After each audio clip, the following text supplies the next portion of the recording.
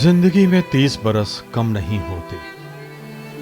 मेरे सामने भोपाल की उन जहरीले दिनों की फिल्म सी चल रही है।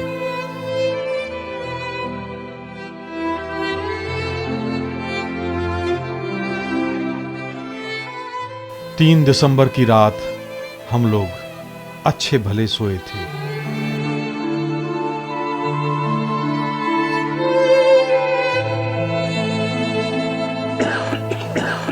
तीसरे पहर दम घुटने से नींद खुली। घर के सभी लोग जाग उठे। सभी का एक जैसा हाल, आंखों में जलन, सांसों में घुटन और दम तोड़ते लोग। बाहर निकलकर देखा तो कोहराम मचा हुआ था। चारों तरफ भागते, गिरते और मौत के आगोश में समाते लोग। समय गैस निकली वादन तो बहुत ही कितने लोग कहाँ कितने पड़े रहे, जो जहाँ भागे भाई मर गए, भाई पड़ गए, बिछुड़ गए सबसे एक दूसरे से। जब गैस निकली तो करीबन 2-2:30 बजे के टाइम से लोगों का आवाज़ आई, भागना शुरू हुआ। हम भी भागे अपने बच्चों को लेकर और पूरा मोहल्ला ही भागा। किसी को सही दिशा मिली जहाँ को धुआं नहीं था, कोई अपनी आँखों से नहीं नज़र आ रहा था, तड़प रहे थे, उल्टियाँ कर रहे थे, दम घुट रहा था, तो कोई यहाँ को धुआं था वहीं को भागे। उस रात में ये हुआ है कि रात को करीब लगभग कोई 12:30-1 बजे के आसपास में, रात्रि के समय मध्य रात्रि में हमको बहुत सारा दुर्गंध आया। दुर्गंध आने के बाद में जब हमने घर का दरवाज़ा खोला, हमने देखा भाई मिर्ची कौन जला रहा है। तो उस समय के अंदर में देखा कि पब्लिक में भगदड़ मची है। वो कह रहे थे गैस छूट गया, गैस छूट गया। और हमारे घर परिवार के कोई स्टेशन भगा, कोई बस स्टैंड भगा, कोई बेहोश हो गया। सुबह होते होते 1000 लोग मारे गए। पता चला यूनियन कार्बाइड से मिथाइल आइसोसाइनेट गैस रिसी थी। हमारे पति सो रहे थे बाहर वाले कमरे में, ऊपर चादर डली थी। हम लोग अंदर बच्चों को लेके सो रहे थे। तो एकदम हमने कहा देखें क्या हल्ला हो रहा। देखा तो वो खुद ही उठ के अंदर खुआ रहे थे। तो हमने किवाड़ खोले, वो अंदर बोले गैस निकली, गैस निकली, कहीं के जहरीली गैस है। सो सब खांसते रहे, अंदर ही आंसू निकलते रहे बच्चों के, हाँ लड़के के, पति के, आँख माँख मूँचे रहे, मिड़ते रहे। फिर बाहर निकले, देखा कि और बहुत सारे लोग पड़े हैंगे, कोई कहीं भाग गए, कोई कहीं। पर हमारे पति बोले नहीं, कहीं नहीं भागने, अगर जो मरेंगे जिएंगे जैसा भी होगा अंदर ही होगा। हमने ये मंजर देखा कि जब अपने भागने के बाद जब वापस लौटे, हल्का सा उजाला हुआ, तो ये मंजर देखा कि यहाँ पुलिस लाशों को उठा रही थी। नगर निगम के लोग लाशों को उठा रहे थे। कुछ अपने परिवार के एक दूसरे को ढूंढ रहे थे। महिला से बच्चे, माँ से बच्चे बिछड़ गए थे और पति से पत्नी बिछड़ गई थी। पति से मतलब बहुत बुरा मंजर था। एक दूसरे को ढूंढने में लगे हुए थे। तो कोई जिंदा मिल रहा था, कोई लाशों में तब्दील मिल रहा था। यूं तो पहले भी 2-3 बार इस परदेसी कारखाने से गैस रिसी, मजदूर मरे और बीमार भी हुए, लेकिन मौत का इतना विकराल चेहरा किसी ने नहीं देखा था। 2 दिसंबर के बाद हमारी ज़िंदगी की बर्बादी हुई है। 1984 1 दिसंबर की रात में हम बहुत खुश थे। गरीबी थी, हम इस इलाके में बसे थे, झुग्गी झोंपड़ी में रहते थे। बहरहाल हमारी ज़िंदगी बहुत खुश थी, हमारे बच्चे बहुत खुश थे। आज हम विधवा होकर बैठ गए, हमारे पति ख़त्म हो गए, हमारी सास ख़त्म हो गई, मेरी माँ कैंसर से ख़त्म हो गई। तो ये उम्र मरने की नहीं होती, मगर MIC की देन ऐसी हुई कि कैंसर, हार्ट जैसी बीमारियों ने जवान मौतों को अपने आगोश में समेट लिया। अगले 2 दिन तक भोपाल की बस्तियां लाशें उगलती रहीं। हजारों लोग भोपाल छोड़कर आसपास के 20 जिलों तक भागे और वहां के अस्पतालों में दम तोड़ते रहे।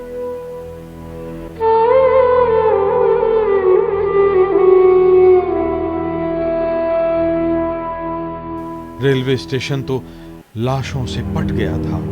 स्टेशन अधीक्षक हरीश धुर्वे को सारी रात रेलें निकालनी थी। उन्होंने अनहोनी टालने के लिए कंट्रोल रूम नहीं छोड़ा और शहीद हो गए। बुकिंग क्लर्क खिड़की पर बैठे बैठे चल बसे। एक इंजन ड्राइवर चल बसा। वेटिंग रूम में यात्रियों की लाशें बिखरी पड़ी थीं। तीसरे चौथे दिन तक मरने वाले 3000 से ज्यादा हो गए और पशु पक्षी, पालतू मवेशी तो पूरे भोपाल में अनगिनत थे।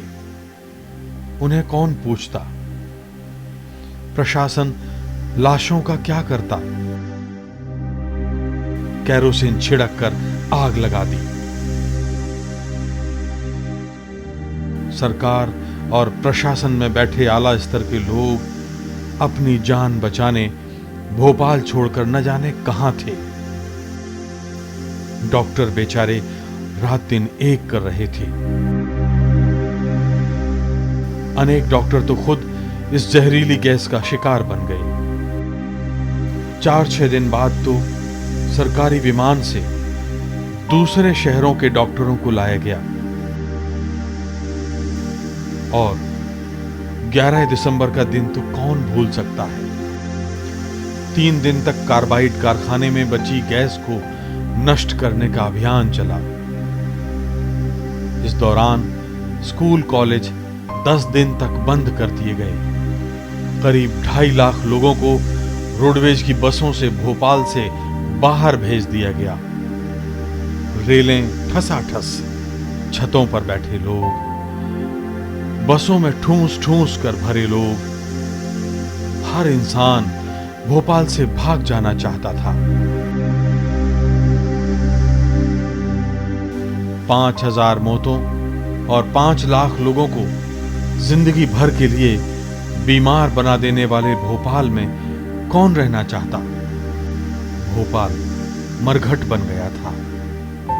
यहां तक कि जहरीली गैस के एंटीडोट सोडियम थायोसल्फेट के इंजेक्शन भी उपलब्ध नहीं थे। करीब 500 इंजेक्शन अमेरिका से आए और बड़े अफसरों और नेताओं के घरों में लग गए।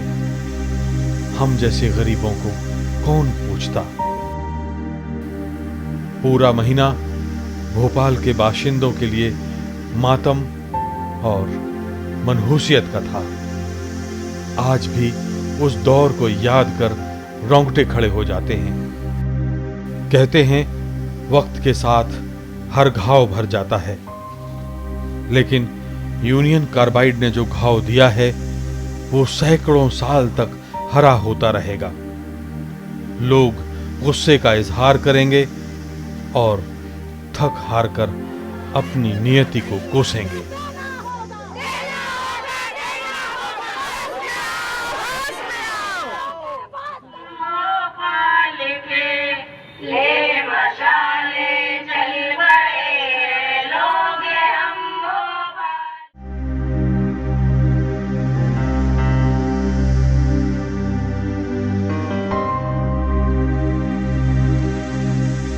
बीते 30 साल जिंदगी किस तरह कटी ये हम लोग ही जानते हैं। जहरीली गैस अब तक 25,000 से ज्यादा की बलि ले चुकी है। करीब 6 लाख लोग आज भी अपने भीतर जहर के असर से तमाम बीमारियां समेटे जिए जा रहे हैं। आप हालात को कभी नहीं समझ पाएंगे। जरा कल्पना करें एक ऐसे शहर की जिसमें लाखों लोग जिंदा लाशों की तरह जी रहे हैं। गैस ने आंखों से रोशनी छीन ली, फेफड़े खराब हो गए, गुर्दे बेकार हो गए। उम्र भर के लिए कई कई अंगों ने काम करना बंद कर दिया हो। लोग रोजी रोटी के लिए हाथ पैर चलाने से भी लाचार हों और संतोषजनक इलाज न मिल रहा हो तो आप उस तकलीफ का अनुमान लगा पाएंगे? शायद कभी नहीं। नाशपाती खाए खाए के दवाई दे रहे। जी हमारे अम्मा, जी हमारे काका, जी हमारे बहन, जी हमारे बाप, जी हमारे चाचा, जी हमारे भैया। जाओ ढग मनाओ, तुम लाइन में लगी रहो, पर्चे बनाते रहो, लाइन में लगी रहो। दवाई लेवे जाओ, डॉक्टर दिखाए देखो, वहाँ लाइन में लगी रहो। फिर दवाई लेवे जाओ, वहाँ लाइन में लगी रहो। मिल तो जाती है दवाई ना। 2 गोली पकड़ाए दई, ये तो सबने खांसी को दवाई दे दई। जाओ आओ जे दवाई बाप में मेडिकल में तो ले लियो। भाई बाप को का बाप कमाई के धर गई तामे तो ले हम मजदूरी बारी आदमी। एक दिन मजदूरी लगी, 1 महीना बैठी। ये अभी जो पड़ी हुई हैं, ये इतनी अच्छी जिंदगी में जी रहे थे हम लोग, और इतनी अच्छी थी। आज इनकी हालत ये हो गई कि ना वो मुंह से बोलती हैं, ना वो खाने का कहती हैं, ना वो पीने का कहती हैं। अगर परिवार वाले अगर हम लोग खिला दें पिला दें तो खा लेते हैं। ऑटो चलाने के बाद ये धीरे धीरे थोड़ी खुजाल चली। मैं इलाज भी करवाया मैंने, उससे भी कोई आराम नहीं मिला मेरे को। उसके बाद ज़्यादा ही हो गई, उसके बाद बहुत ज़्यादा सूजन आ गई तो अस्पताल में ही भर्ती रहा। फिर भी कोई वो नहीं रहा, मेरे को आराम कहीं से नहीं मिला। डॉक्टर ये दवाई दे देते थे, जाओ थोड़ा मेडिकल करके आप ठीक हो जाओगे, मेडिकल करके ठीक हो जाओगे, तो छुट्टी दे देते थे। काज करते करते मेरे को ये आज 20-22 साल हो जा रही हैं। जो प्राइमरी इंजरी हुई वो फेफड़ों में हुई, और फेफड़ों में जो लोग गैस त्रासदी से बचे उनमें एक्यूट इंजरी हील होकर अब क्रॉनिक इंजरी की शेप में है। तो ज़्यादातर जो परेशानी हो रही है वो लोगों को अपनी रोज़मर्रा की ज़िंदगी में काम करने में लगभग 80% जो है मज़दूर हैं जिनका काम मेहनत मशक्क़त करना है। सांस के रोग होने की वजह से वो लोग उतने अच्छे से काम नहीं कर सकते हैं। आँख में रोग होने से बहुत ही कारीगरी के काम लोग नहीं कर पाते हैं। कुछ मरीज़ मेरे पास ऐसे हैं जो कि उस पास की लोकेलिटी के हैं जहाँ पर गैस का रिसाव हुआ था, और उनमें यह पाया गया है कि उनकी जो सांस जो दम फूलना है वो कंपेरेटिवली बहुत ज़्यादा रहा है। तो हो सकता है कि MIC गैस का जो एक्सपोज़र उनको रहा है, जिसकी वजह से उनके लंग्स के फंक्शन हैं वो कम हुए हैं काफ़ी, और उसके अलावा उनको COPD बीमारी हो गई है, तो जिसकी वजह से और ज़्यादा लंग को नुकसान पहुंचा है, और इसीलिए वो सांस की बीमारी से बुरी तरह से पीड़ित हैं। और कई सालों से लगातार पिछले 8 वर्षों से मैं देख रहा हूँ, वर्ष में कम से कम 2 से 3 बार वो अस्पताल में भर्ती होते हैं।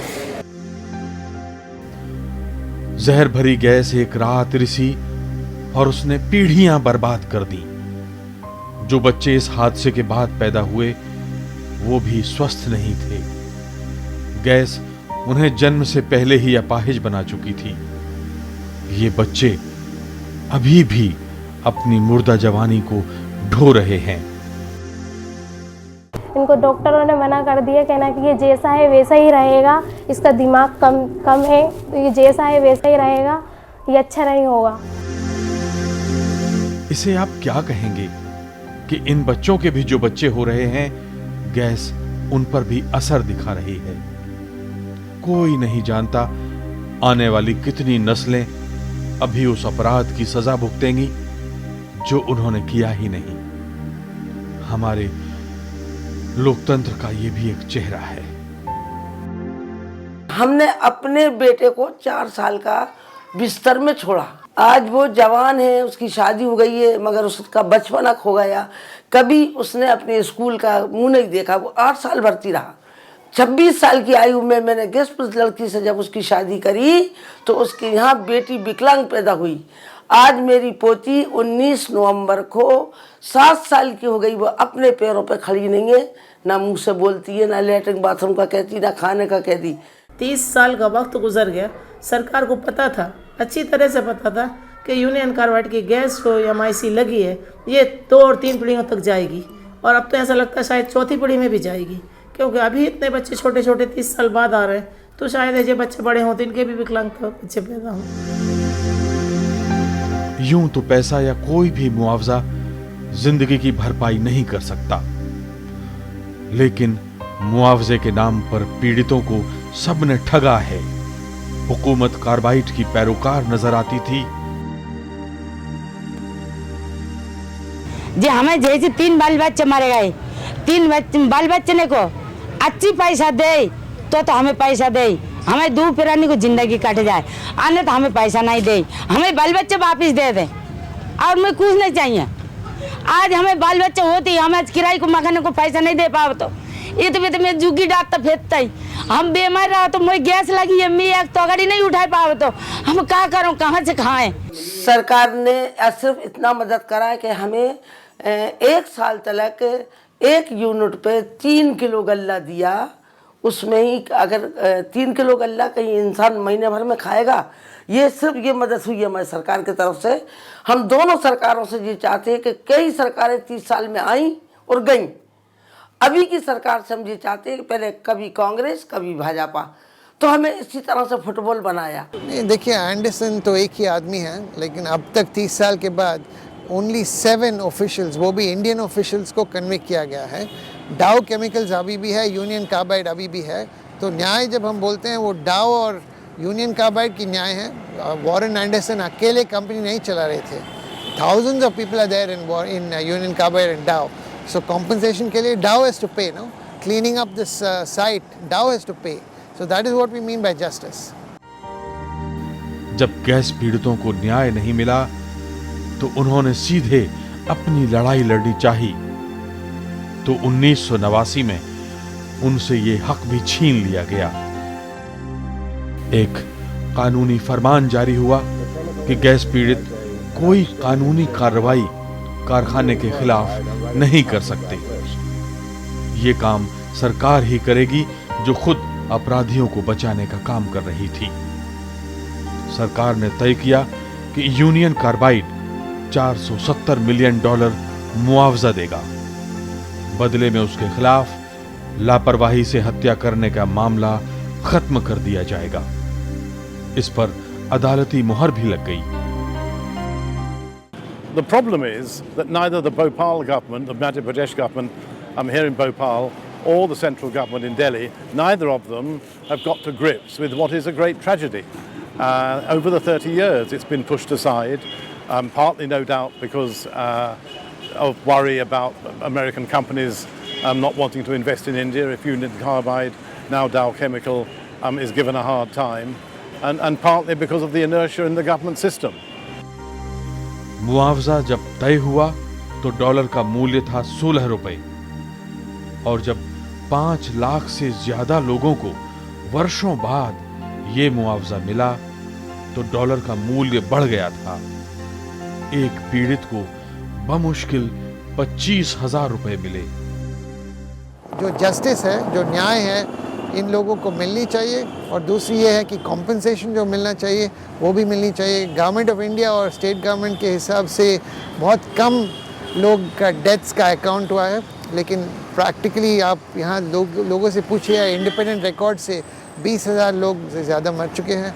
तो ये ठीक से आंकड़े ठीक करनी चाहिए, मुआवजा मिलना चाहिए, और बहुत सारे टॉक्सिक वेस्ट और ये जो कंटामिनेशन हुआ है उसका क्लीन अप होनी चाहिए।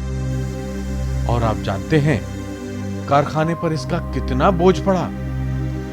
एक शेयर होल्डर पर केवल $0.5 यानी सिर्फ 8 रुपए। हमारे लोकतंत्र की दुहाई देने वालों का एक घिनौना चेहरा। हर साल भोपाल दिखाता है दिसंबर में एक नपुंसक गुस्सा। लोग चीखते हैं सड़कों पर, न कारखाने में तूती की आवाज खो जाती है।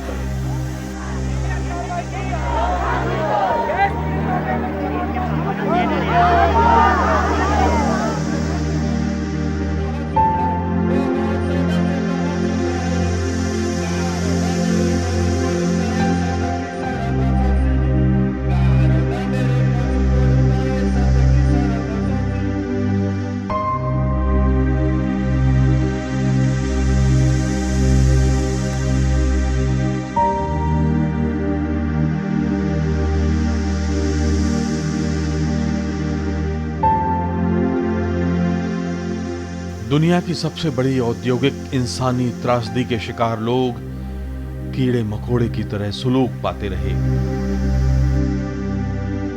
जब उनसे कानूनी लड़ाई का हक भी छीन लिया गया तो गैस पीड़ित कराह उठे।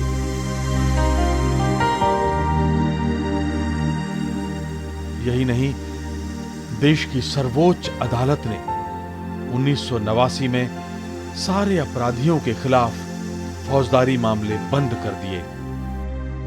I think that 30 years of 30s is too much to have justice for this tragedy. I think that the Indian government should start now to have more relations with the United States government to ask something back from the Union Carbide that today is called Dow Chemical. अवाम ने इस फैसले को चुनौती दी तो फिर आपराधिक मामला दर्ज हुआ। कार्बाइड के चेयरमैन वारेन एंडरसन और उनके भारतीय सहयोगियों के खिलाफ ये मुकदमा शुरू हुआ और एक भद्दा मजाक पीड़ितों के साथ। शायद उन दिनों ये हुकूमत कार्बाइड के एक शेयर होल्डर की तरह बर्ताव कर रही थी। 1996 में वारेन एंडरसन और अन्य मुजरिमों के खिलाफ लगी सख्त धारा 304B को बदलकर 304A कर दिया गया। यानी पहले की धारा में अपराधियों को 10 साल तक की कैद होती, तो अब नई धारा में उन्हें सिर्फ 2 साल की सजा होनी थी। 2010 में सुनाए गए इस फैसले में फौरन ही अपराधियों को जमानत दे दी गई। जुर्माने की रकम सुनेंगे तो आप तय नहीं कर पाएंगे हंसें या रोएं। ये जुर्माना था सिर्फ 250 रुपए से लेकर अधिकतम 5 लाख रुपए तक। अपराधियों में से एक वारेन एंडरसन तक तो हमारी पुलिस या कोई अदालत नहीं पहुंच पाई। अपनी भरपूर जिंदगी जीने के बाद पिछले दिनों एंडरसन इस दुनिया से कूच कर गया। एंडरसन का तो कोई कुछ कर नहीं सका। 30 साल के बाद वो मर गया। 1 महीने 2 महीने के बाद हम लोगों को पता चला, ताकि वो लाखों को घायल करके हजारों को मौत के नींद सुला के और वो चला गया। मगर दोनों सरकारों के इतना निकम्मापन रहा गैस पुलिसों के साथ कि उसको एक बार भी ना तो कोर्ट में पेश कर सके। उस जालिम, उस जल्लाद को तो जेल के अंदर मारना था।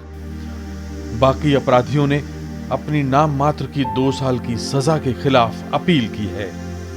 उन्हें उम्मीद है कि इससे भी उन्हें माफी मिल जाएगी।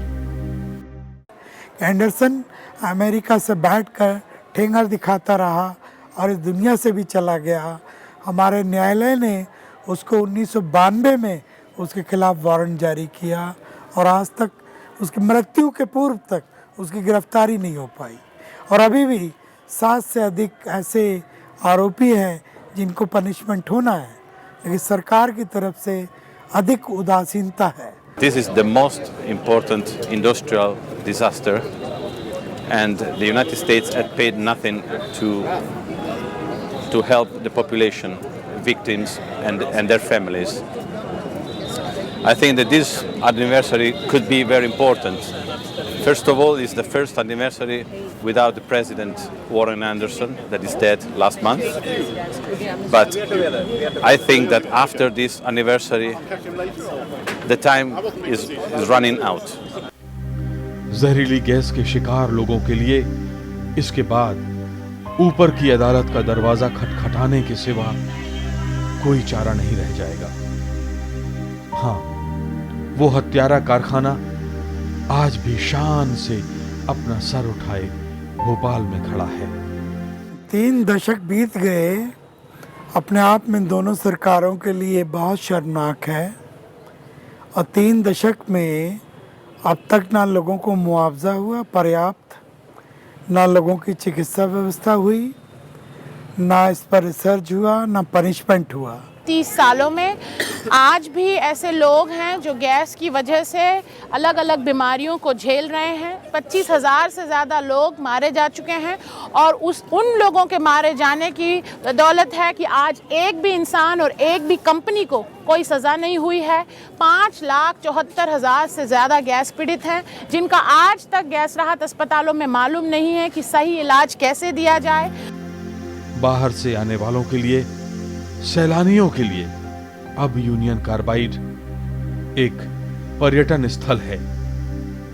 कारखाने के इर्द गिर्द जहरीले रसायन और रासायनिक कचरा अभी भी मौजूद है। थोड़ा नहीं, पूरा 345 टन। भोपाल का लगभग 60% लोग इससे प्रभावित है। अभी आप ये मान लें कि करीब 7 लाख लोग, करीब 12 लाख में से 7 लाख लोग प्रभावित हैं। यूनियन कार्बाइड के पीछे 50,000 से ज़्यादा लोग रहते हैं, जहां पर उनका भूजल प्रभावित है। उनके पानी में ऐसे रसायन हैं जिसकी वजह से गुर्दे, जिगर, मानसिक समस्याएं और बच्चों के अंदर जन्मजात विकृतियां पैदा हो रही हैं। कुल मिला के देखें तो लोगों को मारने, लोगों को बेहाल करने, उनके पानी मिट्टी में जहर घोलने और पीढ़ियों को बर्बाद करने के लिए आज तक ना तो किसी कंपनी ना किसी अधिकारी को सज़ा हुई है। आसपास की मिट्टी और वहां का पानी इस्तेमाल के लायक नहीं रहा। मजबूरन लोग वहां सब्जियां उगा रहे हैं और पानी भी पी रहे हैं। रोज मर कर जीना शायद इसी को कहते हैं।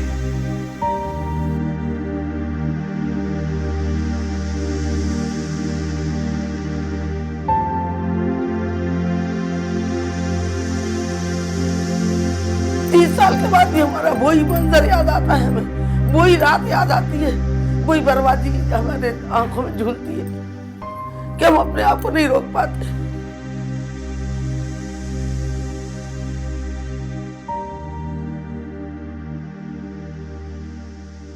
अगर गुस्सा कुदरत का होता तो लोग उसे मंजूर भी कर लेते, लेकिन भोपाल के गैस पीड़ित से कैसे मंजूर करें?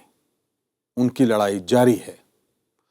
हालांकि उन्हें पता है कि बाजी वो हार चुके हैं, पर अगर ये तय हो जाए कि देश में अब कोई दूसरा इस तरह का हादसा नहीं होगा, तो हार में भी जीत का संतोष है।